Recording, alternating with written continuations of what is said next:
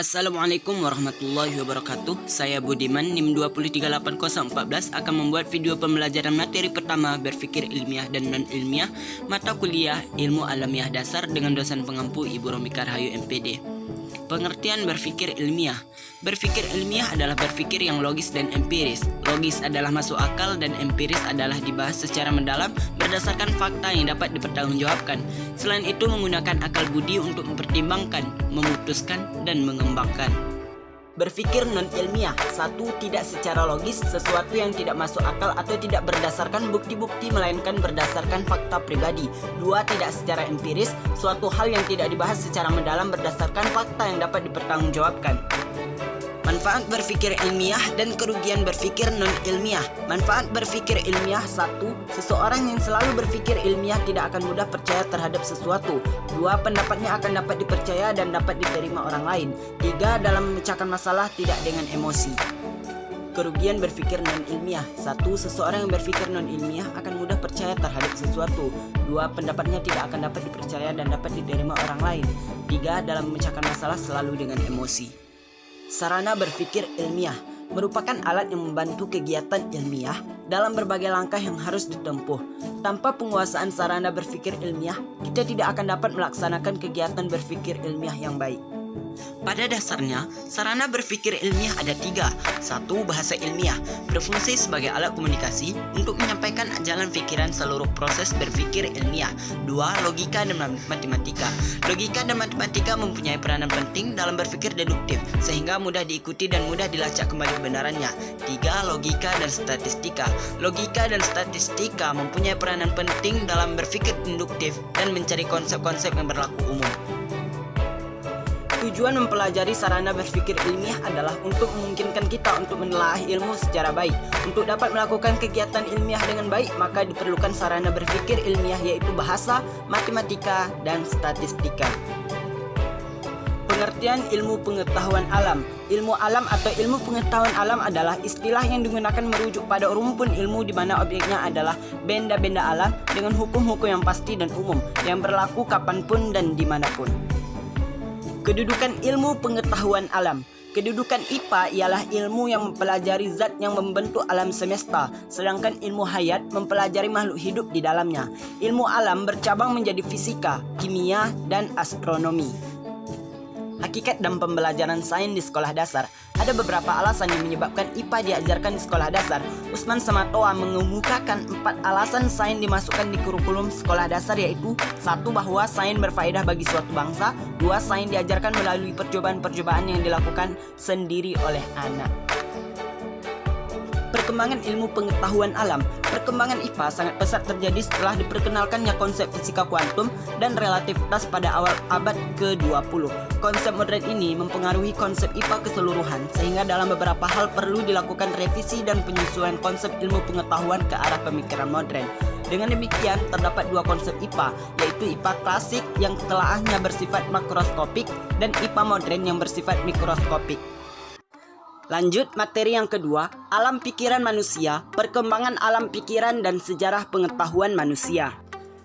Perkembangan fisik manusia. Tubuh manusia berubah mulai sejak berupa sel sederhana yang selanjutnya secara bertahap menjadi manusia yang sempurna. Sel sederhana berasal dari sel kromosom sperma yang identik dengan kromosom sel telur. Pada prosesnya akan terjadi kromosom yang tidak homolog yang akan menjadi laki-laki.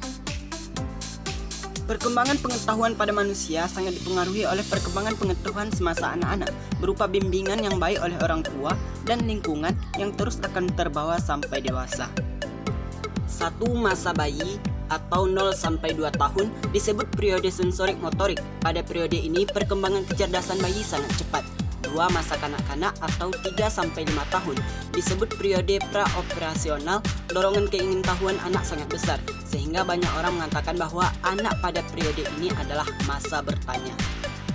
3. Masa usia sekolah atau 6-12 tahun, periode operasional nyata. Pada masa ini anak sangat aktif, ditandai dengan perkembangan fisik dan motorik yang baik. Masa ini juga merupakan masa tenang, karena proses perkembangan emosional anak telah mendapat kepuasan maksimal sesuai dengan kemampuannya. 4. Masa remaja atau 13-20 tahun disebut periode preoperasional formal. Masa ini merupakan masa pertentangan atau konflik baik dengan dirinya sendiri maupun dengan orang dewasa. 5. Masa dewasa atau lebih 20 tahun, di mana masa ini ditandai dengan kemampuan individu untuk berdiri sendiri. Mereka mampu mengendalikan perilakunya dengan baik, menempatkan dirinya sebagai anggota dalam kelompok, serta merupakan individu yang bertanggung jawab. Perkembangan sikap dan pikiran manusia. Manusia sebagai makhluk berpikir dibekali hasrat ingin tahu tentang benda dan peristiwa yang terjadi di sekitarnya, termasuk juga ingin tahu tentang dirinya sendiri. Rasa ingin tahu inilah mendorong manusia untuk memahami dan menjelaskan gejala-gejala alam, baik alam besar maupun alam kecil, serta berusaha memecahkan masalah yang dihadapi. Dorongan rasa ingin tahu dan usaha untuk memahami dan memecahkan masalah yang dihadapi menyebabkan manusia dapat mengumpulkan pengetahuan. Rasa ingin tahu yang terdapat pada manusia ini menyebabkan pengetahuan mereka menjadi berkembang. Sejarah pengetahuan manusia.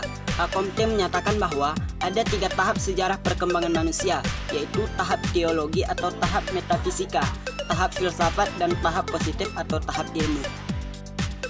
Isu yang berkembang. Manusia tidak hanya ingin memenuhi kebutuhan fisiknya, tetapi juga ingin memenuhi kebutuhan non-fisik atau kebutuhan alam pikirannya. Rasa ingin tahu manusia ternyata tidak dapat terjawab atas dasar pengamatan maupun pengalamannya. Untuk memuaskan alam pikirannya, manusia membuat atau mereka-reka sendiri jawabannya. Contoh, apakah pelangi itu? Karena tak dapat dijawab, mereka meraka-reka dengan jawaban bahwa pelangi adalah selendang bidadari.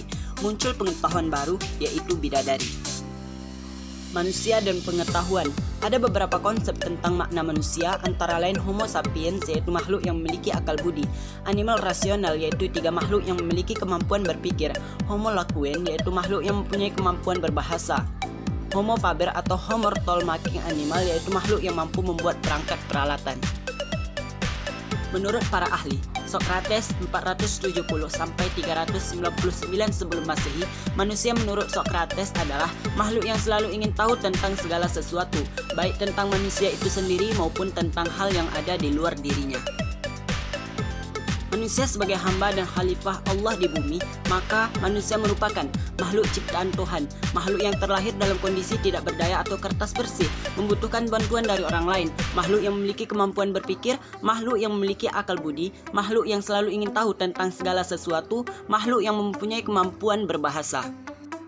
Makhluk yang mampu membuat perangkat peralatan, makhluk sosial yang mampu bekerja sama, makhluk yang mampu mengorganisasi diri untuk memenuhi kebutuhan hidupnya. Proses pendidikan menjadi sarana untuk memanusiakan manusia dan mewariskan kebudayaan kepada generasi penerusnya. Zuhairini 17 untuk mengembangkan potensi atau kemampuan dasar, maka manusia membutuhkan adanya bantuan dari orang lain untuk membimbing, mendorong, dan mengarahkan agar berbagai potensi tersebut dapat tumbuh dan berkembang secara wajar dan secara optimal, sehingga kelak hidupnya dapat berdaya guna dan berhasil guna. Demikian video pembelajaran mata kuliah Ilmu Alamiah Dasar dengan dosen pengampu Ibu Romika Rahayu MPD. Saya Budiman. Apabila terdapat kesalahan dan kekurangan, saya mohon dimaafkan. Wassalamualaikum warahmatullahi wabarakatuh.